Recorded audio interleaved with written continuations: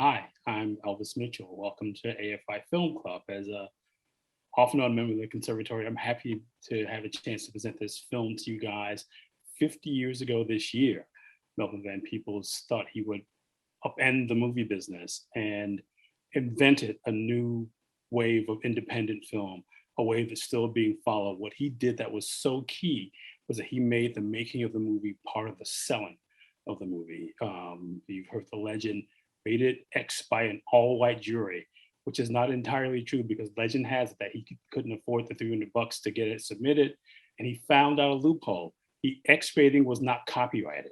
So anybody could say the film was rated X. That's why you don't see a double R or a triple PG-13, but you do see triple X, where you used to.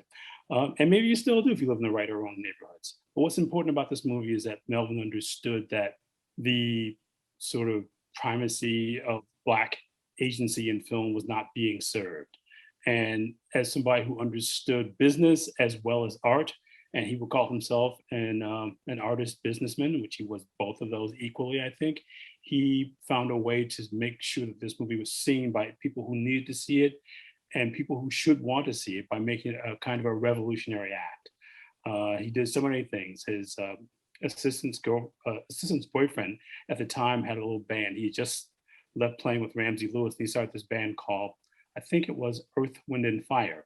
And he talked them into doing the soundtrack for this movie.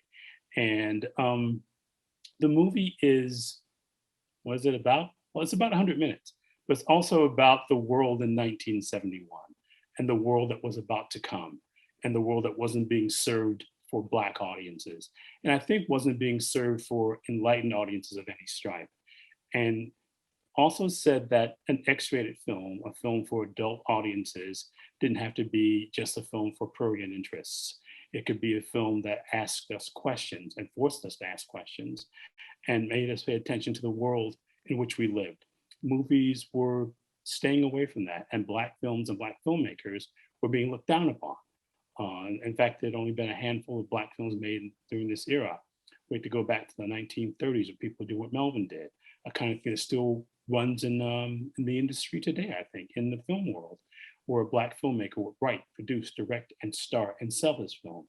We can trace that line from Oscar Micheaux to Melvin Van Peebles to somebody else who made a little bit of a stir with it. I think his name is Tyler Perry. So it's a tradition that still continues. I hope you guys enjoy this film and the phenomenon that it caused as much as I do. And for more and to see this film, please go to afi.com. Thank you.